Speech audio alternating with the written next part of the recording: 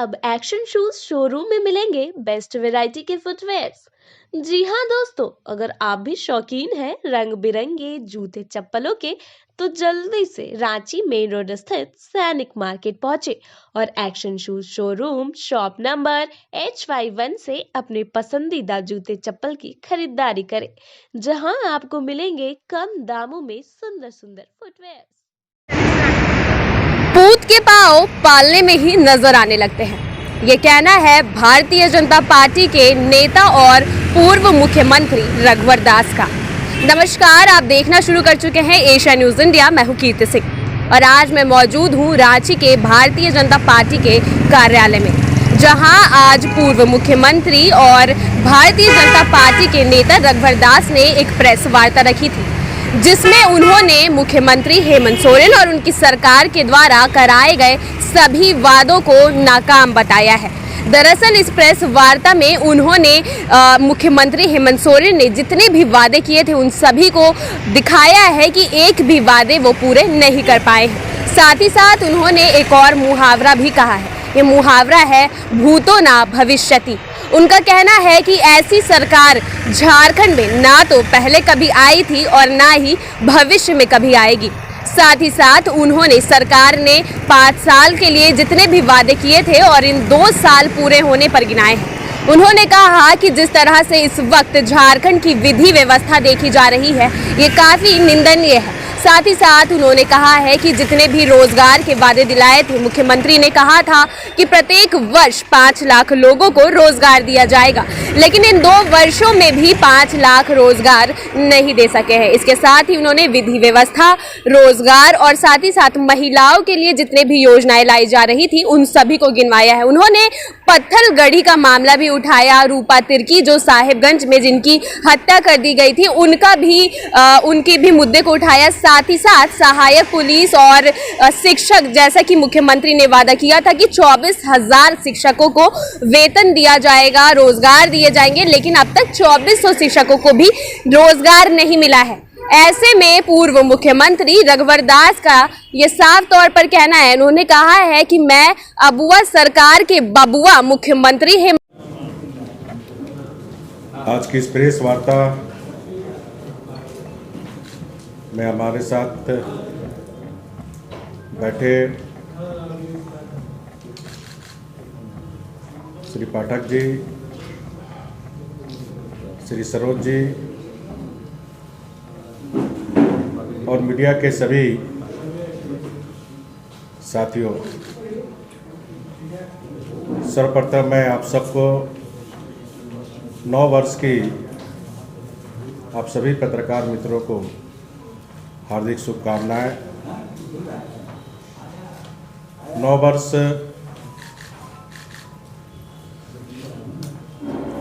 मनाने में हम अपने अतीत को भी याद करते हैं और अतीत को याद करते हुए भविष्य की ओर बढ़ते हैं। तो इस सरकार के बारे में कुछ कहूँ उसके पहले मैं राज्य के मुख्यमंत्री माननीय हेमंत सोरेन जी, उनके मंत्रिमंडल के सभी सम्मानीय सदस्यगण को सरकार के 2 वर्ष पूरे होने पर हार्दिक शुभकामनाएं देता हूं। बधाई के साथ मैं इस सरकार के बारे में एक ही लाइन में कहना चाहता हूं, भूतो न भविष्यति।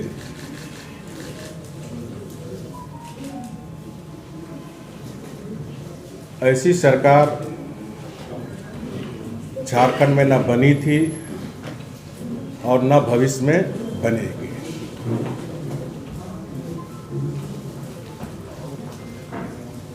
सरकार के बारे में जनता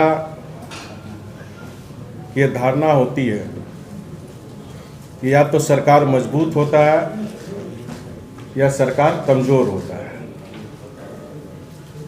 तो 2 वर्षों में राज्य की जनता ने महसूस किया कि राज्य में कमजोर सरकार है, लीडरशिप कमजोर है, अक्षम है।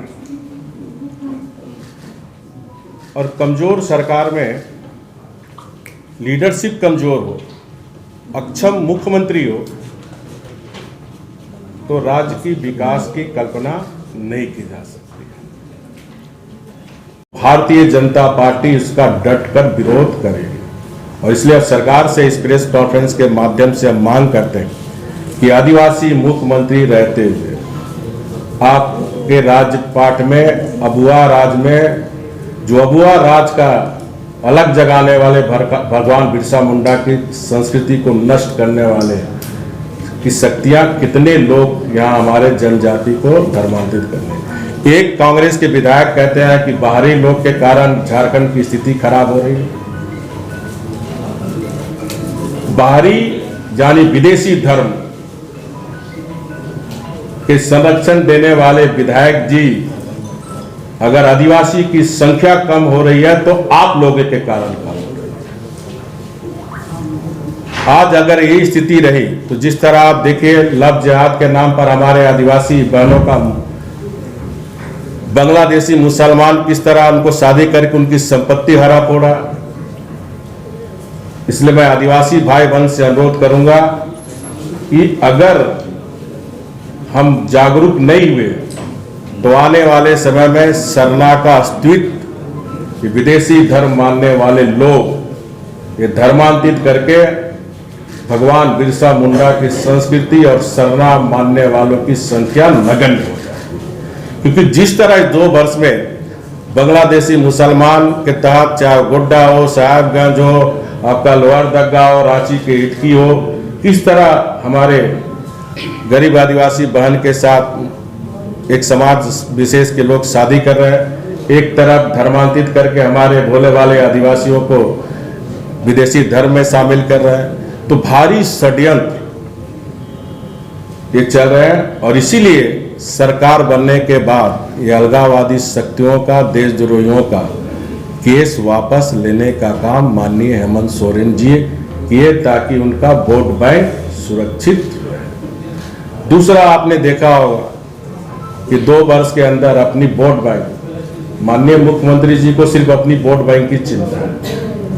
किस तरह नमाज कक्ष स्थापित कर, हिंदी और अंग्रेजी को हटाकर, संस्कृत को, हिंदी भाषा भाषी को हटाकर, जहां 4% उर्दू बोली जाती है, उस भाषा को समृद्ध रखना, ये सोच विचार कर, समझ बूझ कर ये झारखंड में जहरीली आग का खेल खेलने का काम ये सरकार कर रही है। तो झारखंड की जनता से हम अनुरोध करेंगे, ये जो झारखंड में समाज को बांटकर राज करने का, वोट बैंक की राजनीति करने का जो षड्यंत्र इस सरकार में चल रही है, उसका पर्दाफाश करने की हमें जरूरत है। अबुआ राज में, आदिवासी मुख्यमंत्री के राज में सबसे ज्यादा अगर अत्याचार किसी का हुआ तो है आदिवासी समाज का, दलित समाज का। इसी रांची के रूपा तिर्की के मामले में मैं उसे दोहराना नहीं चाहता हूं। 4 महीने तक सरकार चुप थी। अगर उसकी मां सीबीआई कोर्ट में अपील नहीं करता सीबीआई जांच की, सीबीआई की जांच होती नहीं। उसी तरह किस तरह हमारे संथाल परगना के मुख्यमंत्री के विधानसभा क्षेत्र में सिद्धू कानू, हमारे पूर्वज, उनके वंशज के रामेश्वर मुर्मू की हत्या हुई थी। वहां के गांव के लोग ने आंदोलन किया, वहां के परिवार के लोग माननीय मुख्यमंत्री के घर आए।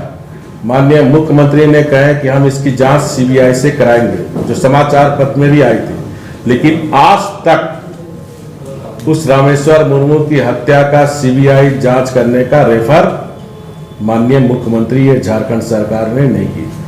तो शहीदों के वंशज के साथ भी झूठ बोले, राज्य की जनता के साथ तो झूठ बोल ही रहे, छल रहे हैं, शहीद के वंशजों के साथ भी झूठ बोलने का काम ये सरकार कर रही है।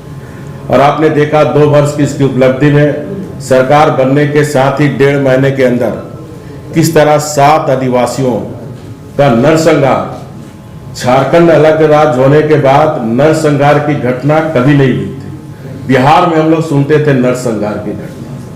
वही अलगाववादी शक्तियां दहशत के लिए साथ हमारे गरीब आदिवासियों की हत्या। उसी 3 महीने सरकार गठन, इसी 2 साल के अंदर 5 साल हमारे भी सरकार थे, एक भी दंगा नहीं हुआ। इनकी सरकार बनने के साथ ही 3-4 महीने के अंदर लोहरदगा में भी दंगा। और इस तरह इस सरकार में सिमडेगा की घटना लेकर 10 मॉब लिंचिंग की घटना हुई और इस 10 मॉब लिंचिंग की घटना में 6 में लोग की मृत्यु हुई, 13 लोग घायल हुए। जो सिमडेगा में जो मॉब लिंचिंग की घटना हुई बहुत हृदय विदारक चीज है। मैं सरकार से जानना चाहता हूं कि मॉब लिंचिंग का परिभाषा सरकार में क्या है? क्या जब एक मुसलमान मरेगा, एक हिंदू मारेगा तभी मॉब लिंचिंग होगा? लेकिन एक दलित नौजवान को जो लकड़ी चोरी करके नहीं बल्कि लकड़ी रोनी मुंडा से खरीद के लाया और एक बिरसा मुंडा की संस्कृति को नष्ट करने वाली शक्तियां जिसको संरक्षण वहां के स्थानीय विधायक ने षड्यंत्र कर सोची समझी रणनीति के तहत उस क्षेत्र में दहशत पैदा करने के लिए एक दलित समाज का नौजवान संजू प्रधान को मां और पत्नी के समक्ष मार पीट कर जिंदा, जिस पुलिस जन को पीड़ित की रक्षा करनी चाहिए थी वो अत्याचारियों का साथ देना। और इसलिए उस घटना में हमारे पूर्व मुख्यमंत्री बाबूलाल मरांडी जी भी गए थे, हम भी गए थे और पूरी पार्टी मांग कर रही है कि उस घटना की सीबीआई की जांच हो। हमें लेकिन सरकार पर भरोसा नहीं है क्योंकि जो सिद्धू कानून वंशज को कहकर भी सीबीआई की जांच का रेफर नहीं किया तो ये इसका भी ये रेफर करेगा, हमको भरोसा नहीं। हम लोग जल्द इस मामले को माननीय उच्च न्यायालय के ध्यान में लाएंगे ताकि माफियाओं के द्वारा, सिंडिकेट के द्वारा शराब नीति को झारखंड सरकार ने इंप्लीमेंट किया, उस पर भी हाई कोर्ट हुआ। तो आप देखे होंगे कल ही आप लोग समाचार पत्र में छापे, एक ही दिन में छत्तीसगढ़ में वहां का आबकारी का जानने के लिए चला भी गया और रिपोर्ट भी दे दिया। तो इस तरह ये आप परिपक्व सरकार, इसीलिए मैंने कहा इस सरकार को माननीय हेमंत सोरेन जी नहीं चला रहे, इस सरकार को चला रहे सिंडिकेट, इस सरकार को चला रहे कमीशन खोर, इस सरकार को चला रहे कट मनी लोग और नीतियां भी वही लोग बना रहे हैं। एग्जाम्पल मैं दूं, शराब की नीति भी आप कौन बनाया? शराब का सिंडिकेट लोग। उसी तरह जो 3,500 रुपया हमारी सरकार के समय में झारखंड के बच्चियों को साइकिल हम लोग देते थे डीबीटी के माध्यम से, गुड गवर्नेंस को ध्यान में रखकर सीधे पैसे बच्चों के खाते में चला जाता। माननीय इस सिंडिकेट से घिरा हुआ माननीय मुख्यमंत्री ने बड़ी बड़ी बातें की कि यहाँ साइकिल फैक्ट्री लगेगा। साइकिल फैक्ट्री तो नहीं लगा, लेकिन जो साइकिल का सीधे डीबीटी के माध्यम से पैसे बच्चे के अकाउंट में जाता था उसको बंद कर अब साइकिल कंपनियों से खरीदा जाएगा ताकि उसको कमीशन प्राप्त हो। और आप देखें इस झारखंड में कोई साइकिल कंपनी भी टेंडर भर नहीं रहा, 2 बार टेंडर कैंसिल हो गया क्योंकि वो ठेकेदार भी जानता है यहाँ आएंगे तो फिर हमको कमीशन देना पड़ेगा। इस तरह झारखंड के बच्चों के साथ भी ये सरकार खिलवाड़ कर रही है। तीसरा, रेडी टू ईट 500 करोड़ रुपए का आंगनबाड़ी में जो हमारे गरीब बच्चे हैं उनको रेडी टू ईट दी जाती थी। हमारे सरकार के समय जब शिकायत आया कि दिल्ली का बड़ा बड़ा contractor ready to eat tender के माध्यम से लेकर और रद्दी रेडी टू ईट हमारे आंगनबाड़ी के बच्चे जो इस राज्य का भविष्य है उसके स्वास्थ्य के साथ खिलवाड़ करने का काम कर रहे थे। हमने तत्काल उस टेंडर को रद्द कर राज्य की जो हमने 2 लाख सखी मंडल बनाई थी, हर प्रखंड में सखी मंडल को रेडी टू ईट के हक देने का काम किया था। ये सरकार आने के साथ ही आपको याद होगा अंडमान निकोबार से जो प्रवासी हमारे मजदूर रोजगार के लिए गए थे, उनको बड़ा बड़ा हेडलाइन पेपर का न्यूज बनाया कि हम अपने प्रवासी मजदूर को प्लेन से ला रहे हैं रांची। समाचार पत्र में हेडलाइन भी बना, लेकिन उसका पेमेंट राज्य सरकार से नहीं हुआ, उसका पेमेंट आपदा प्रबंधन से नहीं हुआ, क्योंकि वही ठेकेदार रेडी टू ईट का काम करते हैं। और कैबिनेट ने निर्णय लिया कि अब रेडी टू ईट आंगनबाड़ी की महिला नहीं बनाएगी, अब फिर से ठेकेदार के द्वारा बनाया हुआ रेडी टू ईट। इससे साबित